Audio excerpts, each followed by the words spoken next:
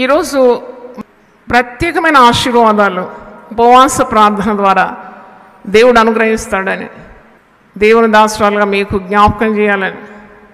ప్రార్థన అనేది చాలా గొప్ప శక్తి. ప్రార్థన దేవుని సింహాసనాన్ని కదిలిస్తుంది. అణుశక్తి భూమిని కదిలించే రీతిగా ప్రార్థన, ఉపవాస ప్రార్థన ముఖ్యంగా దేవుని హస్తాన్ని కదిలిస్తుంది, సింహాసనాన్ని కదిలిస్తుంది. కనుక ప్రార్థన చేయకపోతే మనం చాలా నష్టపోతాం. We lose God's blessing when we do not pray. మన జీవితాల్లో దైవ చిత్తం జరగాలన్నా, మన ఉద్దేశాలన్నీ సఫలం కావాలన్నా, మన ప్రయత్నాలన్నీ విజయవంతం కావాలన్నా మనకు ప్రార్థన చాలా అవసరం. Prayer is nothing but the influence you have with God. దేవునితో గల బంధమే కదా ప్రార్థన. యేసు ప్రభు ఉపవాస ప్రార్థన గురించి ఎందుకు ఒక్కాణించి చెప్పినాడు.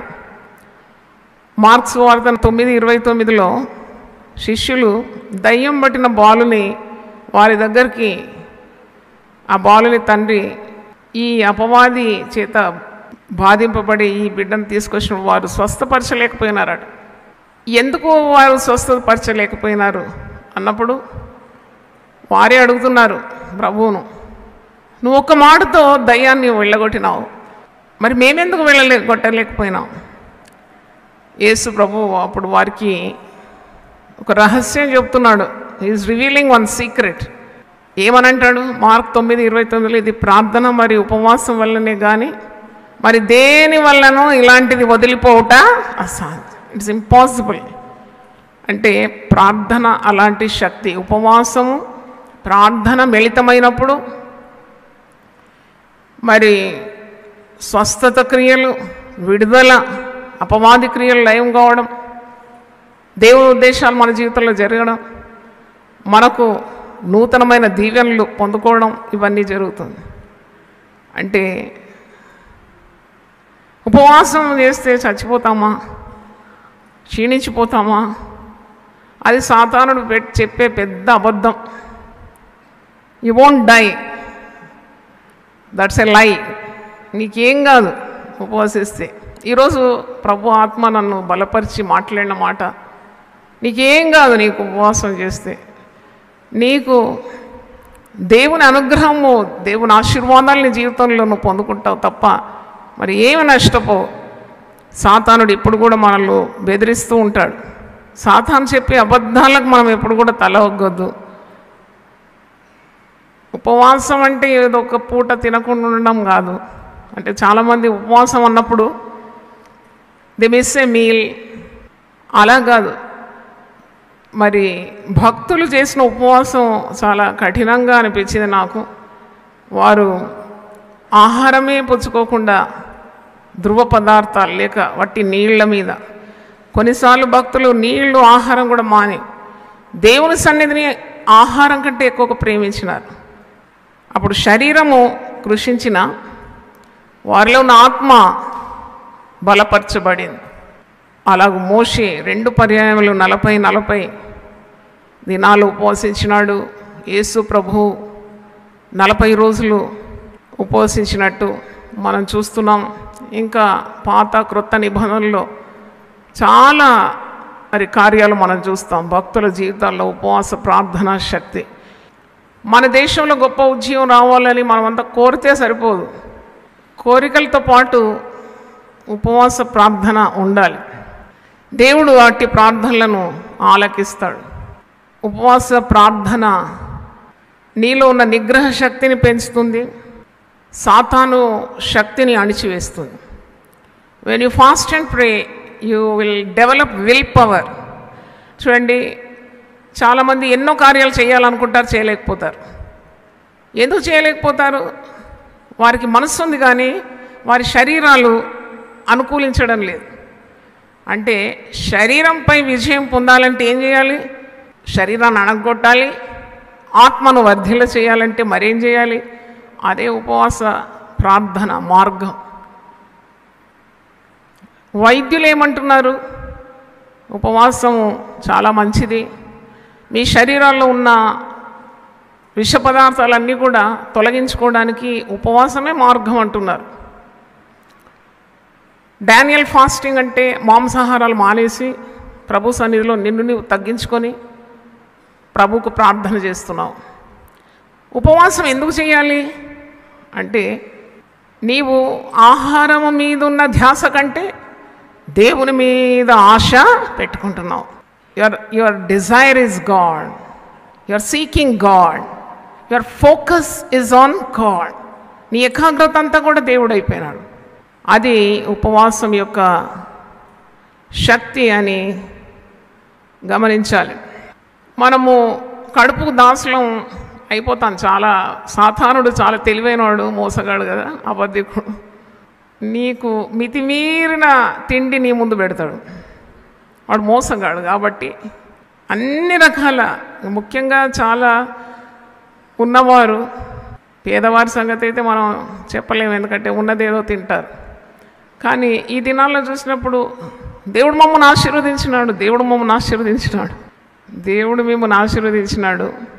మరి మీరు ఆశీర్వదిస్తే మీరు ఇతరులకు ఆశీర్వాదకరణంగా ఉండాలి. నీ ఆహారంలో కొంత దరిద్రానికి ఇవ్వాలి. చాలా గొప్ప ఆశీర్వాదం అది. నీతిమంతుడు అంటే తనకు కలిగిన దాంట్లో కొద్దిగా పేదవానికి ఇస్తాడు. నువ్వు ఉపవాసం ఉన్నప్పుడు నీవు ఎంతైతే మిగిలించుకున్నావో అది తీసి పేదవాళ్ళకి ఇస్తే వాళ్ళు ఆశీర్వదిస్తారు, నేను దీవిస్తారు. అన్ని ఆశీర్వాదాలు దేవుని యొద్ద నుండి రావాలనుకుంటున్నావా? ఆశీర్వాదాలు దేవుని యొద్ద లేదు, దేవుడు మనుషుల నాలుకలో పెట్టినాడట ఆశీర్వాదం. నువ్వు చేసే సత్క్రియలు మనుషులను తృప్తిపరిచి వారి నోటి నిండా నిన్నేం చేస్తారు? దీవిస్తారు. కనుక పేదవారిని బీదవారిని జ్ఞాపకం చేసుకోవడానికి కూడా మంచి అవకాశం. నీ ఖర్చులు తగ్గించి కొంత లేమి గలవారికి సహాయపడడం అంటే ఇది దేవుని చిత్తమని కూడా పరిశుద్ధ గ్రంథము మనకు బోధిస్తుంది. మనము దేశం కొరకు ప్రార్థన చేయాలి. ఎందుకంటే ప్రజలు నెమ్మదిగా ప్రశాంతంగా ఉండాలంటే ప్రార్థన చేయాలి. When you pray for your country, the country will be blessed. దేవుని ప్రజలు, అది కూడా దేవుని నామము పెట్టబడిన ప్రజలు, నా పేరు పెట్టబడిన నా ప్రజలు అని అంటున్నాడు 2వ దినవృత్తాంతములు 7:14. We are called his people. మనం ఆయన వారం, ఆయన ప్రజలం. మనకు అట్టి అధికారాన్ని దేవుడు ఇచ్చినాడు ప్రార్థన చేయడానికి. దేశము పాడకున్నట్లు ప్రార్థన చేయాలని, బద్దలైన సందుల్లో నిలవాలంటే అటు ప్రజలకు ఇటు దేవునికి మధ్యలో నిలిచి విజ్ఞాపన చేయాలి. అది చాలా శక్తివంతమైన ప్రార్థన, దేశాన్ని కాపాడుతుంది. ఆనాడు పాత నిబంధనలో సమూయేలు ప్రార్థించినప్పుడు తెగులు ఏమైంది? ఆగిపోయిందంట. చప్పట్లు కొట్టి దేవుని స్తుతిద్దాం. దేవుని చేత ఏర్పరచబడిన వారు ప్రార్థన చేస్తే తెగుళ్ళు ఆగిపోతుంది, యుద్ధాలు ఆగిపోతుంది.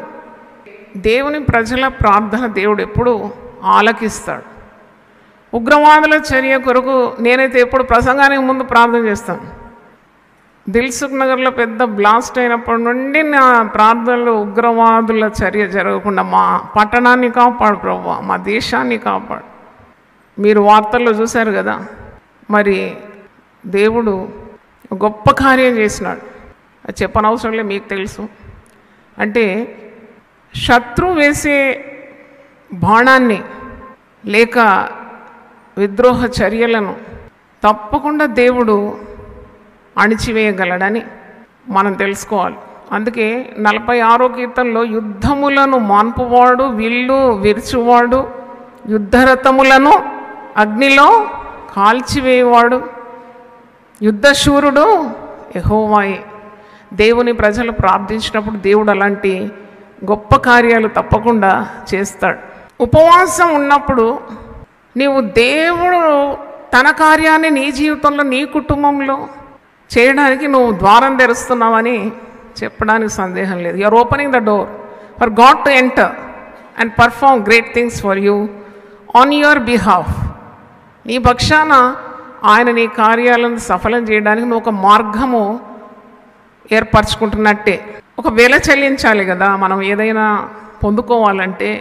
We have to pay price.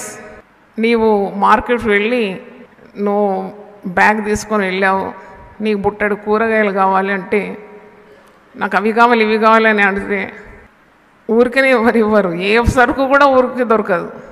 నువ్వు అక్కడ ఒక వేల చెల్లించాలి. దేవుడు అనుగ్రహించే దీవెనలకు కూడా నువ్వు చెల్లించే వేల ఏమిటి అంటే అది ప్రార్థన మరియు ఉపవాసం. You to pay a prize అన్నమాట. మనకు అన్నీ కావాలి, మనము ఏవి కూడా పోగొట్టుకోకుండా ఉండాలంటే కాని పని. You have to lose something to gain something.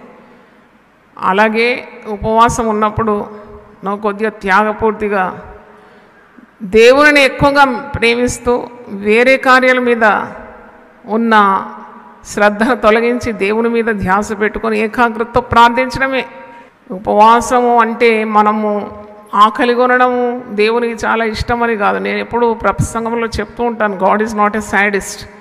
మనం ఆకలికి మలమల్లాడి మనము క్షీణించిపోవాలని కాదు దేవుని చిత్తం. మనమందరము తిండిపైన ఉన్న శ్రద్ధ తొలగించుకొని దేవుని వైపు తిరగాలని ఆయన ఆశిస్తున్నాడు. దేవుని స్తోత్రం, hallelujah. Our attention should go to God. That is the main purpose of fasting.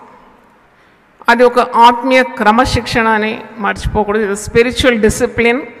ఇంతవరకు ఉపవాసం మేము ఉండలేదంటే ఒకసారి ఉపవసించి చూడండి. O taste and see that the Lord is good. Jehovah ఉత్తముడని రుచి చూచి తెలుసుకోవాలి.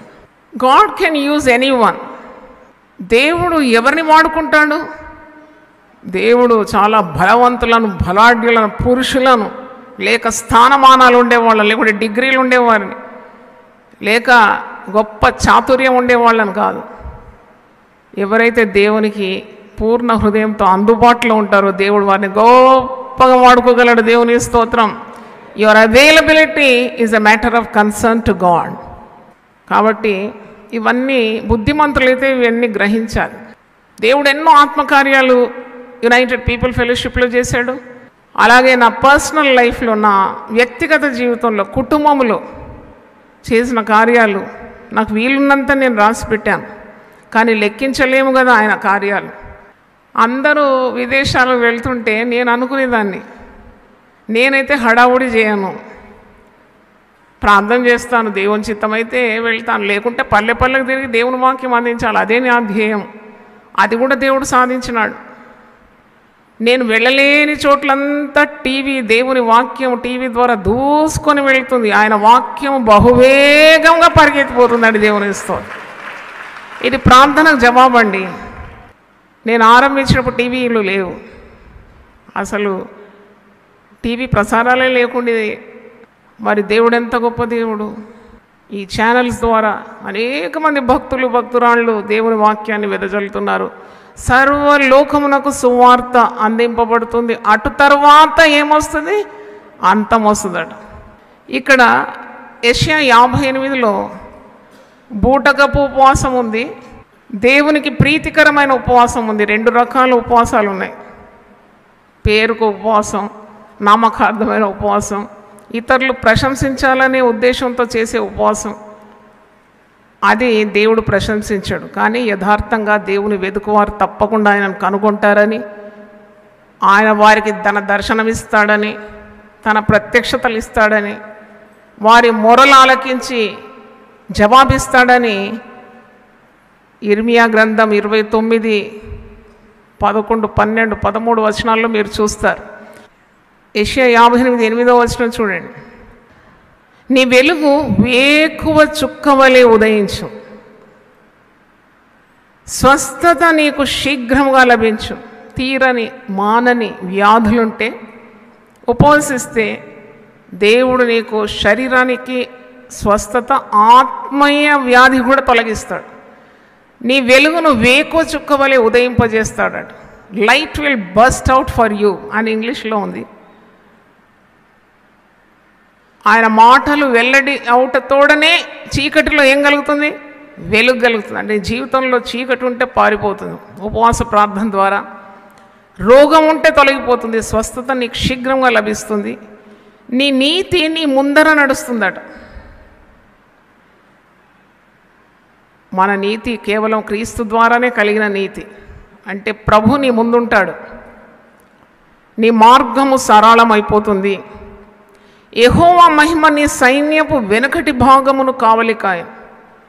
చూడండి, ముందు మనం దారి చూసుకొని నడిచిపోతాం, కానీ వెనుక నుండి ఒక వాహనం వచ్చి కొట్టిందంటే మనకేం తెలుస్తుంది? మనం బాగానే సురక్షితంగా ఉన్నాం అనుకుంటాం, వెనుక నుండి వచ్చే కీడు మనకు తెలియదు.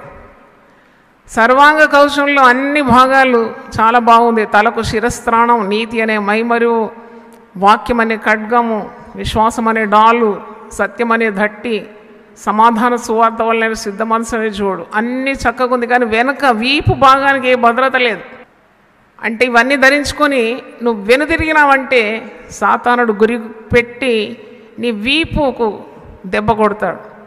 అంటే ఇక్కడ ఉపవసించిన వారికి దేవుడిచ్చే వాగ్దానం చూడండి, యెహోవా మహిమ నీ సైన్యపు వెనుకటి భాగమును కావలికాయను.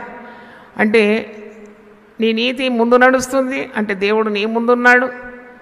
నీ వెనుక భాగాన్ని కూడా గురి పెట్టి సాతానుడు నిన్ను ఉపద్రవించకుండా దేవుడు నిన్ను కాపాడుతాడు. అంటే నీ చుట్టూ ఉంటాడు, భద్రత ఉందండి, కీడు కొట్టివేయబడుతుంది. యోనా మరి నినవే పట్టణానికి వెళ్ళి సువార్త చాటించినప్పుడు ప్రజలందరూ పశ్చాత్తాపడి వారు తమను తాము తగ్గించుకొని ఉపవసించి ప్రార్థన చేసినప్పుడు దేవుడు చేయను ఉద్దేశించిన కీడును ఏం చేసినాడు? చేయక మానెను. మన జీవితాల్లో కీడు తొలగిపోవాలంటే వేరే మార్గం లేదండి. సాతానుడు ప్రార్థనకు మరి ఉపవాసానికి చాలా వణికిపోతాడు. నేను ఒక దగ్గర చదివినాను, when Satan sees the weakest of godly person, a weak saint on his knees, he will tremble అంట. వాడు వణికిపోతాడంట. బలహీనమైన భక్తుడు కూడా మోకాళ్ళ నుండి ప్రార్థన చేసినప్పుడు, బలహీనమైన విశ్వాసి ప్రార్థించినప్పుడు సాతానుడు వణికిపోతాడని నేను ఆ మాట చదివినాను. అంటే ఎన్నెన్ని వాగ్దానాలు యెషయా 50 మీరే లెక్కబెట్టి మరి లెక్క చెప్పండి. నీ వెలుగు వేకువ చుక్క వలె ఉదయించును, స్వస్థత నీకు శీఘ్రంగా లభించును, నీ నీతి నీ ముందర నడుచును, యెహోవా మహిమ నీ సైన్యపు వెనుకటి భాగమును కావలి కాయను. అప్పుడు నీవు పిలువగా యెహోవా ఉత్తరమిచ్చు. ఉపవసించి ప్రార్థన చేసినప్పుడు నీ హృదయము దేవునితో లీనమైపోతుంది. అధిక తింటే బాగా నిద్ర వస్తుంది, కానీ శరీరాన్ని తగ్గించుకొని దేవుని ఆత్మతో నింపబడినప్పుడు నీ ప్రార్థనకు విలువ పెరిగిపోతుంది. నువ్వు పిలువగా దేవుడు ఏం చేస్తాడట? ఉత్తరం ఇస్తాడంట. ఎందుకంటే మీ పిల్లల్లో ఎవరైనా ఆహారం తినకుంటే మీ ధ్యాస అంతా ఎవరి మీద ఉంటుంది? తినని వాని మీదనే ఉంటుంది. తిన్నోడు బాగా తిని వండుకున్నాడు, వాని మీద ఉండదు మీకు. అరే వీడు ఎందుకో తినలేదు, వీడు ఎందుకు తినలేదు ఎన్నిసార్లు అడుగుతావు ఇంట్లో ఉన్న వాళ్ళందరినీ. అలాగే ఆత్మీయ బిడ్డలమైన మనం, దేవుని సంతానమైన మనం ఆహారం కంటే దేవుని సన్నిధి ఎక్కువగా ప్రేమిస్తే, దైవశక్తిని ఆశ్రయిస్తున్నామంటే it becomes a matter of concern for God. దేవుని దృష్టి అంతా నీతిమంతుల మీద ఉంటుందట. వారి మొరలకు ఆయన చెవియొగ్గి ఉంటాడు. ఒకసారి గట్టిగా చప్పట్లు కొట్టి దేవుని స్తుతిద్దాం. హల్లెలూయా. ఇంత మంచి మాట అండి ఇది. నువ్వు మొరపెడితే నేను ఉన్నానంటాడంట. నీవు పిలువగా యెహోవా ఉత్తరమిచ్చు. పిలిస్తే పలుకుతాడంట దేవుడు.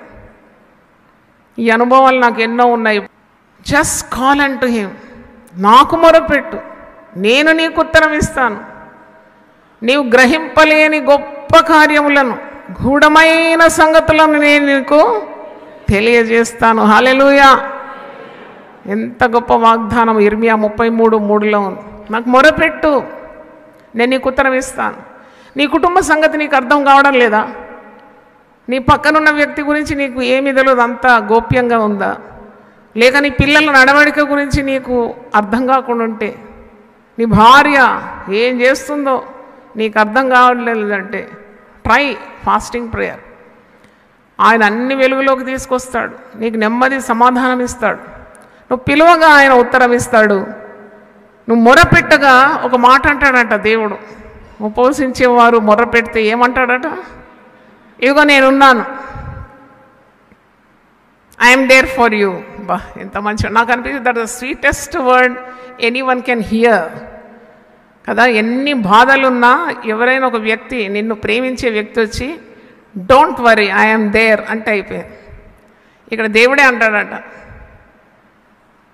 నీవు మొరపెట్టగా ఆయన నేనున్నానని అను. మరి ఇంకా వాగ్దానాలు ఉన్నాయండి. చీకటిలో నీ వెలుగు ప్రకాశించును, 10వ వచనంలో చీకటిలో నీ వెలుగు ప్రకాశించును, అంధకారము నీకు మధ్యాహ్నం వలె ఉండును, యెహోవా నిన్ను నిత్యము నడిపించును. చప్పలతో దేవుని స్తుతిద్దాం. చాలామంది అంటారు కదా, ఏం చెయ్యాలనో మాకు తోచడం లేదండి, ఎటు పోవాలనో ఎవరిని అడగాలనో ఏ దిక్కు నుండి మాకు సహాయం వస్తుందో మాకు తెలియదండి. నాకు ఈ వాక్యం చాలా పనిచేసింది నా సేవా జీవితంలో, కుటుంబ జీవితంలో. God will guide you continually. మనకు ఆలోచనలు చెప్పేవారు ఒక 5 నిమిషాలు చెప్పి నిష్క్రమిస్తారు, కానీ ఆయన ఆలోచన కర్తేగు దేవుడు, wonderful councillor. He guides you with his I. ఆయన నీ మీద దృష్టి ఉంచి నీకు ఆలోచన చెప్పి నీవు నడవవలసిన మార్గాన్ని నీకు బోధిస్తాడు.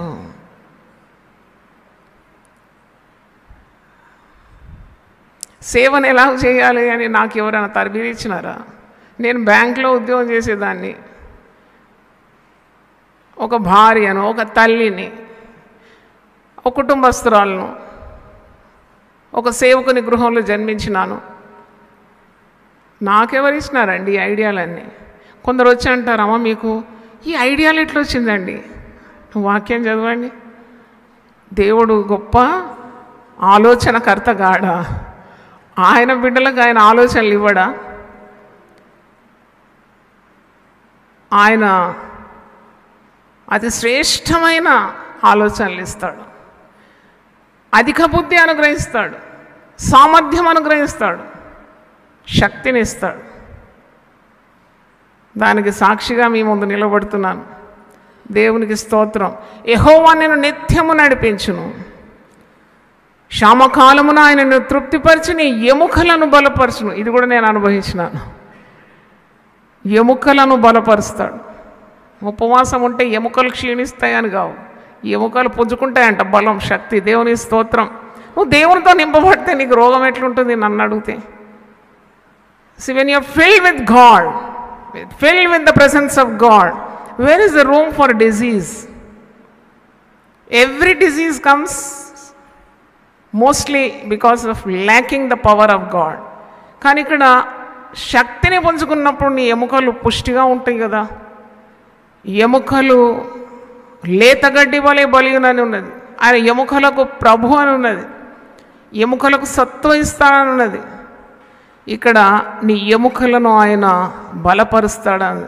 నువ్వు ఎలాగుంటావు? ఉపవాస ప్రార్థన చేసేవారు ఎలాగుంటారంటే, నీవు నీరు కట్టిన తోట వలెను, ఎప్పుడు ఒప్పుకుచుండు నీటి ఊట వలె ఉండేదవు. మరొకసారి చప్పట్లు కొట్టి దేవుని స్తుతిద్దాం. హల్లెలూయా. ఉపవాసము అంటే దేవునితో సహా వసించడం అని అర్థం. ఉపవాసం ఉండి ముఖములు మార్చుకొని ఆకలికి మలమలలాడి అయ్యో కుంగి కృషించి ఉండడం కాదు. అందుకంటే మీరు ఉపవాసం ఉన్నప్పుడు మీరు ముఖం కడుక్కోవాలి, మీరు నూనె తలంటుకోవాలి. యేసు ప్రభు చెప్పిన మాట మీకు జ్ఞాపకం చేస్తాను. మత్తయి సువార్త 6వ అధ్యాయంలో ఉపవాసం ఉండడము మనుషులకు చాటించడానికి కాదు, అది నీకు దేవునికి ఉన్న రహస్య బంధమై ఉన్నది.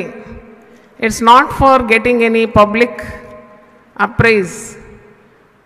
మత్తయి సువార్త 6వ అధ్యాయంలో 16వ వచనంలో చాలామంది అంటారు పాత నిబంధనలో ఉందండి ఉపవాసం, క్రొత్త నిబంధన రాగానే అంత ఉపవాసం అంతా పోయింది.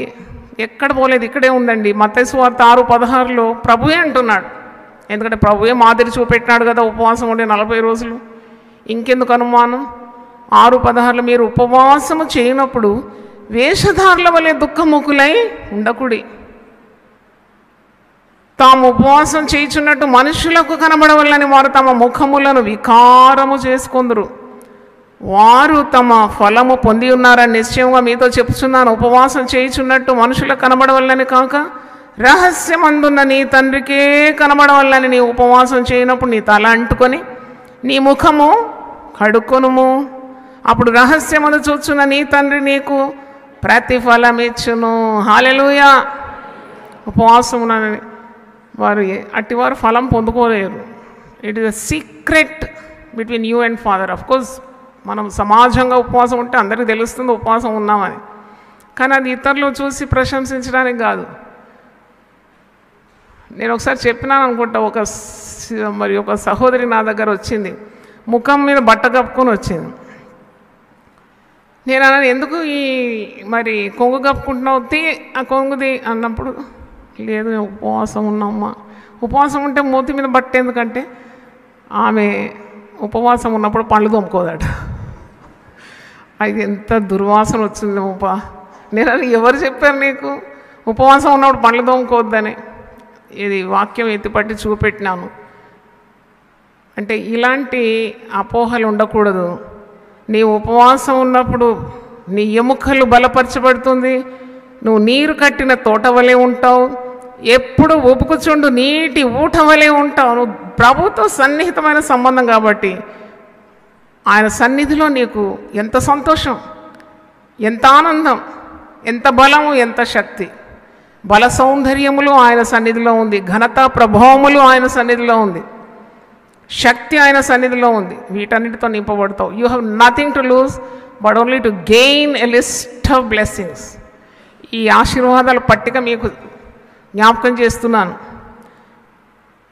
పూర్వకాలం నుండి పాడైపోయిన స్థలములను నీ జనులు కట్టెదరు, అనేక తరముల క్రిందట పాడైపోయిన పునాదులు నీవు మరల కట్టెదవు. విరగబడిన దాన్ని బాగు చేయవాడవనియు, దేశంలో నివసించినట్లుగా త్రోవలు సిద్ధపరచువాడవనియు నీకు పేరు పెట్టబడు.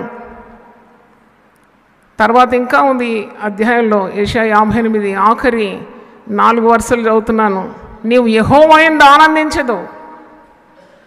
యెహోవా యందు ఆనందించడం వల్ల మీకు బలం కలుగుతుంది. The Joy of the Lord is my strength. అంటే ఉపవాసం ఉన్నప్పుడు నీవు లోక వార్తలు చెప్పుకొని ప్రయాణాలు చేసి షాపింగ్లు చేసి వారింటికి వీరింటికి తిరిగితే దానివల్ల ఏ ప్రయోజనం లేదండి. ఉపవాసం అంటేనే దేవుని సన్నిధిలో కూర్చుంటున్నావు. You are taking time out for the presence of God in your life. అంటే దేవునితో సహా గడపడానికి ప్రార్థనలో, వాక్యంలో, పాటల్లో, ఆరాధించడంలో నువ్వు you are plugged into his system. నేను ఒకసారి చెప్పిన నా సేవా అనుభవంలో, నేను బ్యాంకుకు వెళ్ళాలి, పని చేయాలి, పిల్లల్ని చూసుకోవాలి, అన్ని పనులు చేసే సమయంలో నేను అయనింగ్ చేస్తున్నాను. తొందరగా బస్సు వెళ్ళిపోయిందంటే మళ్ళీ నాకు లేట్ అయిపోతుంది. బ్యాంక్లో చేస్తుంటే ఎంతకు ఆ ముడతలు పోవడం లేదు. ఏమైంది అని చూస్తే నేను ప్లగ్ పెట్టలేదు. అంటే ఇన్ని పనులు ఒకసారి చేయాలి కాబట్టి ప్లగ్ పెట్టకుండా నేను ఇస్త్రీ చేస్తూ ఉన్నాను, ముడతలు పోవడం లేదు. అప్పుడు ప్రభు నాతో మాట్లాడినాడు, నాకు వేరుగా ఉండి నువ్వేమీ చేయలేవు. Without me you cannot do anything. అప్పుడు ప్లగ్ పెట్టాను, వెంటనే ఇస్త్రీ పెట్ట వేడైంది. ఎంత తొందరగా నా పనులు ముగించుకున్నాను. అంటే నువ్వు దేవునితో కలిసికట్టుగా ఉండడం అన్నమాట ఉపవాసం, ఆయనతో సహా వసించడం, to live in union with him. అందుకే ఉపవసించినప్పుడు ప్రార్థన చేయాలి, దేవుని సన్నిధి అనుభవించాలి, ఆరాధించాలి, కొన్ని పాటలు పాడుకోవాలి, ఒక ఏకాంత సమయం దేవునితో ఉండాలి, సమూహంగా కూడా విశ్వాసులతో కలిసి మరి దేవుని వాక్యాన్ని వినడం, సహవాసాన్ని పొందుకోవడం, కలిసికట్టుగా ప్రార్థన చేయడం. దానికి కూడా శక్తి ఉంది. 2, 3 ఎక్కడ నా పేరట కూడతారో నేను అక్కడ వస్తానన్నాడు కదా. 2 ఏకీభవించి నా పేరట ఏది అడిగినా నేను ఇస్తానన్నాడు కదా. కాబట్టి వీటన్నిటికి కూడా ప్రాధాన్యత ఉంది. నువ్వు దేవుని యందు ఆనందిస్తావు. దేశం యొక్క ఉన్నత స్థలముల మీద నేను నిన్ను ఎక్కించేదను, నీ తండ్రి అయిన యాకోబు స్వాస్థ్యమును నీ అనుభవంలో ఉంచేదను. ఇవన్నీ ఆశీర్వాదాలు నేనైతే అనుభవించిన నా జీవితంలో. మరి యెహోవా సెలవిచ్చిన వాక్కు ఇదే. ఈరోజు మరి మీకు అన్నీ తెలిసిన కార్యాలే నేను జ్ఞాపకం చేశాను. Supernatural blessings definitely will follow the person who fast and prays. ప్రార్థన చేసి నా మాటలు నేను ముగిస్తున్నాను. ఈ ఉపవాస దినాల్లో అనేకులను మీరు ప్రేరేపించి వారి సమస్యలన్నిటి కొరకు ఇదే పరిష్కారం అని గొప్ప కార్యాలు వారు తప్పకుండా చూస్తారని, వీటికంటే గొప్ప కార్యంలో చూస్తామని వాక్యంలో మేము చదివినట్టు ప్రభువా 200 మేలుతో నిన్ను తృప్తిపరుస్తానన్నావు. పక్షిరాజు యవనం వల్ల నీ యవనం క్రొత్తగా కూర్చుంటే మేలుతో నీ హృదయాన్ని తృప్తిపరుస్తానన్నావు. ఎన్ని ప్రశస్తమైన వాగ్దానాలు! వాటన్నిటిని మేము పొందుకోవడానికి మీరు మార్గం ఏర్పాటు చేసిన నీకు స్తోత్రం చెల్లిస్తూ, ప్రతి ఒక్కరిని పరిశుద్ధాత్మతో నింపి నడిపించమని, ఉపవాస ప్రార్థన తట్టు వారిని ఆకర్షించమని, వారి ప్రతి సమస్య పరిష్కరించమని, వారి కుటుంబాలకు నీ ఆశీర్వాదం దయచేయమని యేసు అతి పరిశుద్ధ నామములో అడుగుతున్నాను తండ్రి. ఆమేన్. ఆమేన్. హల్లెలూయా, హల్లెలూయా, హల్లెలూయా.